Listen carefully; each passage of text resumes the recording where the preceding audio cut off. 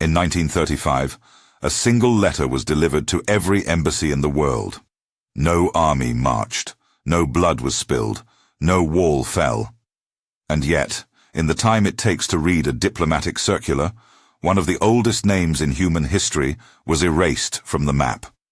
A civilization that had existed for more than 2,000 years, that had defeated Egypt, swallowed Babylon, and made Alexander the Great himself bow in admiration, vanished from official records overnight, not through conquest, not through catastrophe, through a decision, a name, and the quiet fury of a king who had decided that the world was looking at his country the wrong way. But here is what they never tell you. The name did not simply change. It was the final act of a war that had been fought for centuries. A war not with swords or siege engines, but with identity, memory, and the terrifying power of deciding who you are allowed to be. Persia did not die on a battlefield. It died in a room. And what replaced it carried a wound that has never fully healed. If you enjoy uncovering what history tried to hide, subscribe now, because what follows goes far deeper than a name change. To understand why a king would erase his own country's name from the world, you have to go back to the beginning.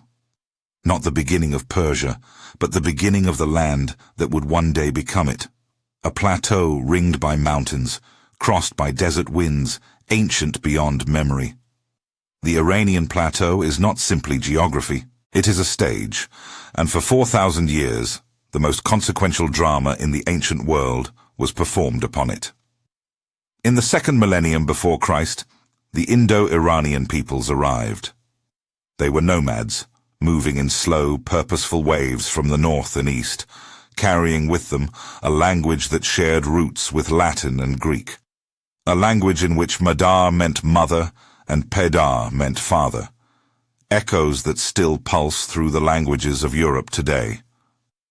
They were not Arabs. They had nothing in common with the Semitic world to their west. They were something older and distinct, and they knew it.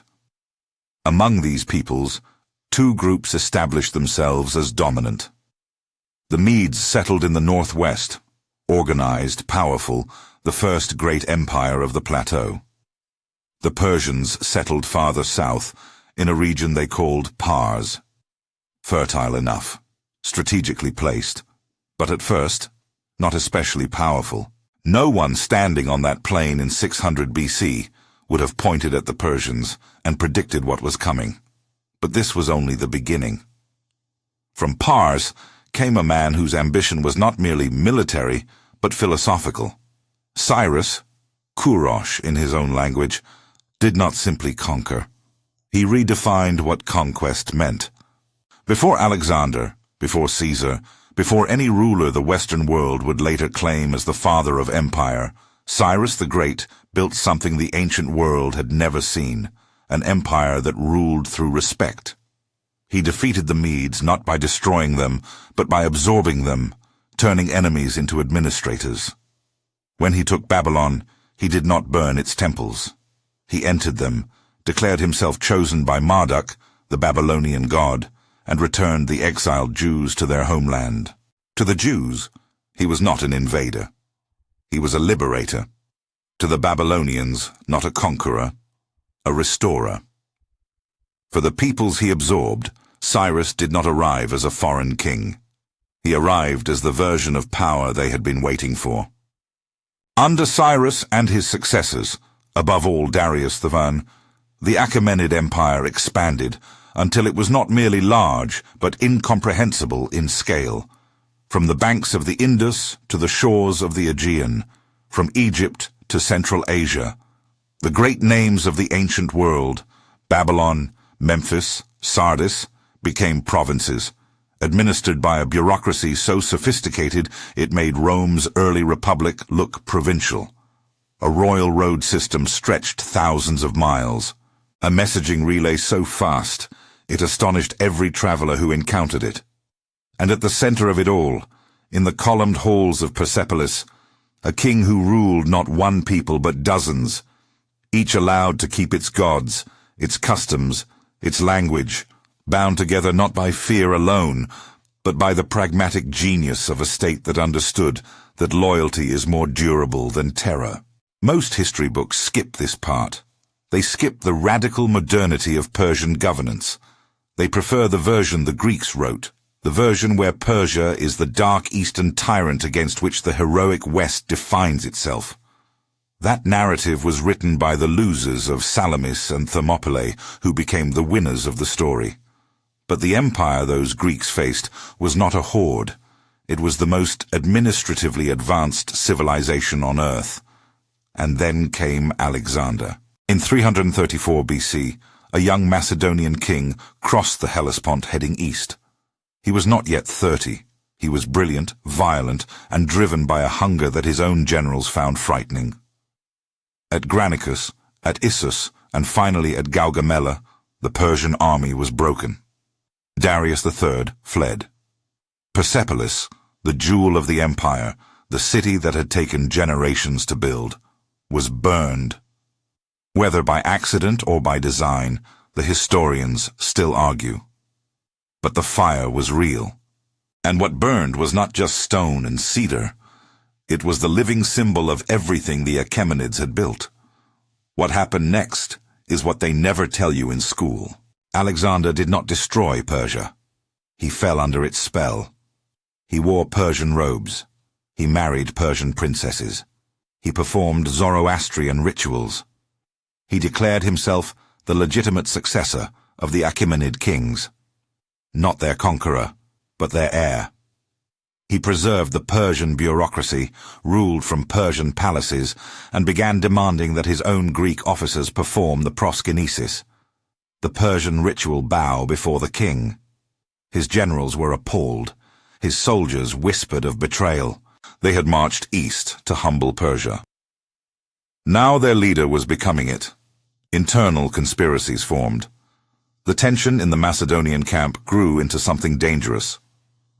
Alexander had a vision broader than his army could hold, a fusion of East and West, a universal civilization in which Greek and Persian were not enemies, but two halves of one empire. Perhaps he saw further than any man of his age. Perhaps he simply loved what he had conquered. Either way, he died in Babylon in 323 BC, at 32 years old, and the dream died with him. What happened next was far darker. His generals, the Diadochi, the successors, tore the empire apart, like wolves over a carcass. The central Persian territories fell to the Seleucids. Greek became the language of courts and administration, but Persian culture did not disappear. It went underground. It survived in its poetry, in its fire temples, in the way families told the old stories to their children, in a language that refused to die. And when the Seleucid grip weakened, when the Parthians pushed them back and established their own empire across the plateau, Persia re-emerged, older, weathered, but unmistakably itself. The true restoration came with the Sasanians. In the 3rd century AD, from the same region of Fars, where it had all begun, a new dynasty rose claiming direct descent from the Achaemenids. They were not modest about it. They rebuilt the fire temples. They re-established Zoroastrianism as the state faith. They raised new kings in the image of Darius and Cyrus, and dared the world to look at them and see anything less than the continuation of a civilization that had never truly stopped. For 4 centuries, the Sasanian Empire faced Rome and then Byzantium as an equal, sometimes as a superior. Their art, their architecture, their silk, their philosophy poured westward along the trade routes and left a mark on the world that persists today in ways most people never notice. But no power is eternal. In the 7th century, something new was moving out of the Arabian Peninsula. Islam arrived not as a guest, but as a tide. Within decades, Arab armies shattered the Sasanian Empire. The last Sasanian king fled east and died, it is said, murdered by a miller who did not recognize him. Zoroastrian temples were repurposed or destroyed. Arabic became the language of administration, of religion, of power.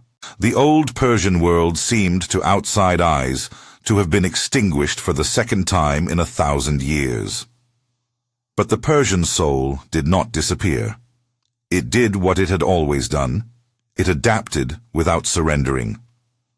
Persian scholars became the intellectual architects of early Islamic civilization.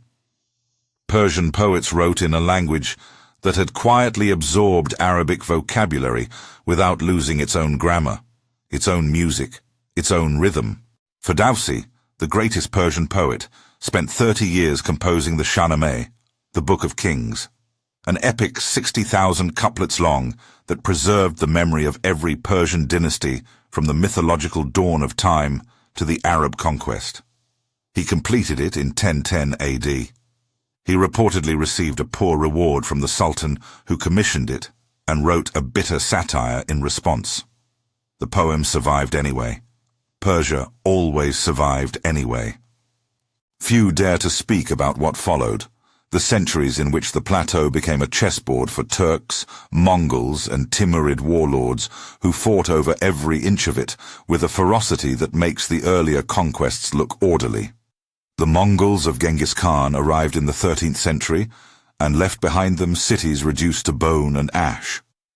The libraries of Persia, among the greatest collections of knowledge in the medieval world, burned. Irrigation systems that had sustained agriculture for 1,000 years were deliberately destroyed. The population of the plateau collapsed. Entire cities vanished from the map. And yet, within a generation of Mongol occupation, the conquerors themselves had become patrons of Persian art. Their courts sponsored Persian poets. Their administrators used the Persian language. Even Genghis Khan's heirs were buried with Persian ceremony. The conquered civilized the conqueror. It happened again and again, and it happened because Persian culture carried something that no army could destroy: the conviction that it was worth preserving. And this is where everything changed. In the 16th century, a new dynasty emerged that would do something no ruler since the Sasanians had managed. It would unify the plateau under a single Persian identity, permanently and deliberately. The Safavids were not simply another lineage hungry for power. They had a theological project.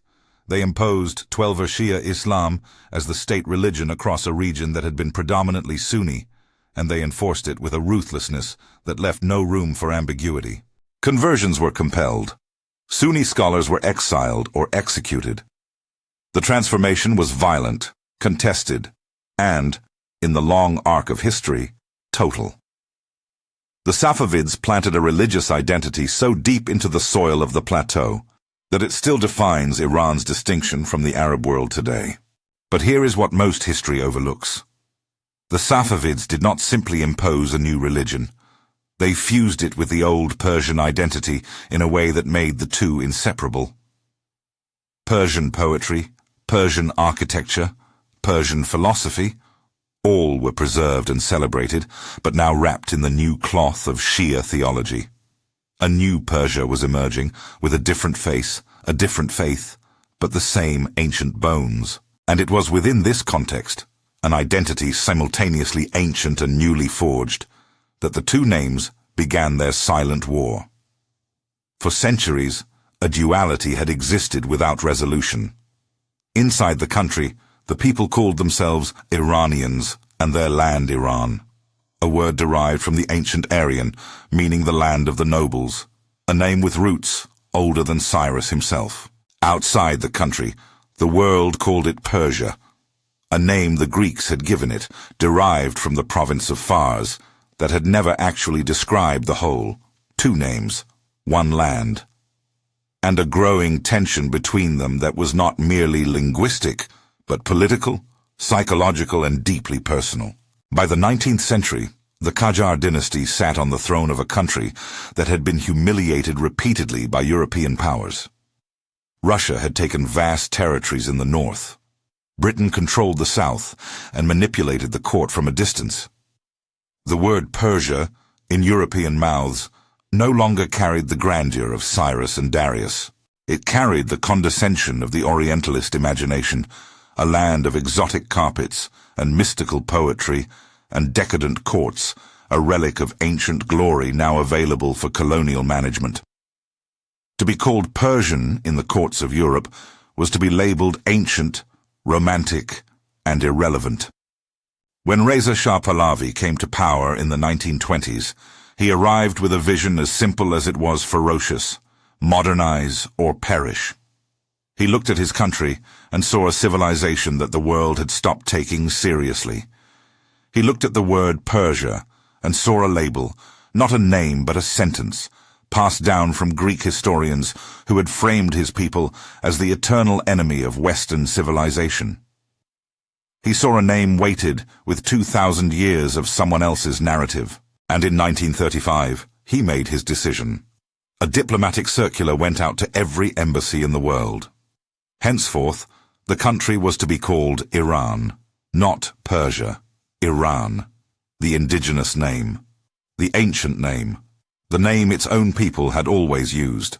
What was discovered next would shock even the world's diplomats.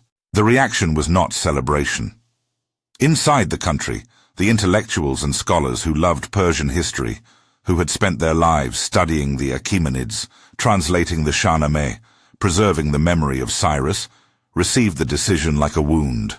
For them, Persia was not a Greek imposition. It was a badge of glory. It was the name the world associated with the greatest empire the ancient world had ever produced. To abandon it felt like cutting the thread that connected them to their own greatest achievements. They argued, they petitioned, they mourned. The decision stood. One name, one country, one king who had decided that his people would define themselves on their own terms and that the world would have to catch up. But the story does not end in 1935. It never ends that cleanly. The name Iran carried its own weight. In 1979, the revolution came. The monarchy was overthrown. The Islamic Republic was declared. The image of Iran in the world transformed overnight, from a modernizing monarchy to a theological state, from an ancient civilization reclaiming its identity to something the Western world found threatening and opaque. And Persia, the name that had been officially retired, acquired a strange new afterlife. In the West, Persia became romantic again. Ancient Persia, the Persia of Cyrus and Darius and the columned halls of Persepolis, was now safely separated in the Western imagination from the Iran of the present. Persia was the glorious past. Iran was the difficult present. Two names for one place, and the gap between them filled with everything the world could not hold together in a single image. Two names, one land, and a war between them that has never truly ended. Not because the name changed, but because the question underneath the name was never answered. What does a civilization do when the world refuses to see it whole? When the outside eye insists on choosing between the ancient glory and the present reality, unable to hold both at once? The Persians, the Iranians, have been answering that question for 2,500 years. Through Alexander's fire, through the Arab conquest, through the Mongol destruction, through colonial humiliation, through revolution, through sanctions and isolation, and the long wait of a world that keeps writing their story for them. The plateau is still there, ringed by its mountains, crossed by its desert winds. The fire temples are mostly gone, but a few remain. The language that survived every conquest, that absorbed Arabic and Turkish and Greek and gave back poetry, is still spoken by 80 million people. The Shahnameh is still read, Cyrus is still remembered, and the question of what to call the country, what to call themselves, is still in some hearts not entirely settled. Reza Shah wanted to break free from a name that felt like a cage. What he could not have known was that the new name would acquire its own weight, its own history, its own burden. Names do not simply describe. They accumulate. They carry the dead with them. They carry the living's fear of being misunderstood. The day Persia officially died was the day Iran was officially born. But the truth is that neither ever fully existed without the other. They are two faces of the same ancient thing, and the world has never managed to look at both at once. History remembers monuments. It forgets whispers. Subscribe to uncover more, because the story of what came after is darker still and far from over.